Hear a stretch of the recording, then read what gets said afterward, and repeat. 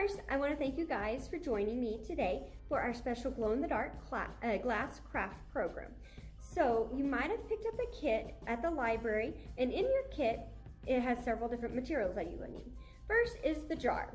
Now, you can use your own jar if you would like. It can be a pickle jar, a baby food jar, any kind of jar. It just needs to be clean. So, if you picked up the kit, in the jar, you're going to have 3 different colors of glow-in-the-dark paint. We have clear, and then we have pink, and then we have green. So, and then we have our jar. In your jar, you will also find that you have Q-tips. Now, you can use Q-tips, or if you have some old watercolor paintbrushes, you can use those also. I am using 3 different paintbrushes because I have 3 different colors, but you can use one and wash it off between each one. So, now, you also need something to cover your workspace. I'm using a tablecloth and a newspaper.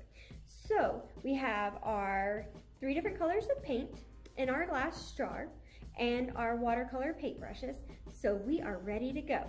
Now that we have all of our materials ready, we are going to start painting our glass jar. So you can tip your paintbrush into any color you would like, and then you will just put dabs of paint all over the sides of your glass jar. And you can make them thick, you can make them thin, but the thicker they are, the better it shows up in glow in the dark. So we're gonna paint some here. I got some clear going on.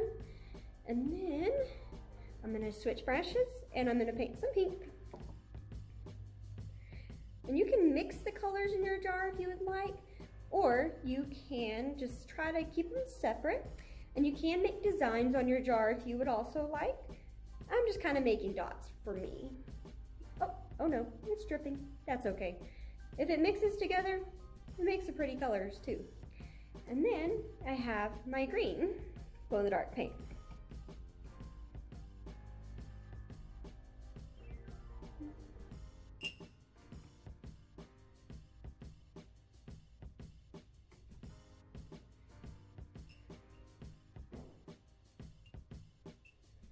So now I feel like my glass jar is covered pretty well with different glow-in-the-dark paints. And what you would do now, simply put the lid back on if you would like, or it will need to dry. So if you just want to set it to the side, and it will need to dry for up to an hour, or you can set it in direct sunlight and it'll dry faster. But the longer you leave it in sunlight or under a light bulb, then the brighter the color gets. So this is one I made the other day. It's kind of hard to see the colors, but it is so fun. And it actually, because I dried it upside down, it made little streaks. So here in just a minute, I'm gonna have to put it in the dark and you get to see what it looks like. So, but also before we go, I wanted you guys to remember to to look in the comments for the special Read Squared code, and then enter that in for special points today. So thank you guys, and here in just a minute, we're gonna see if this glows.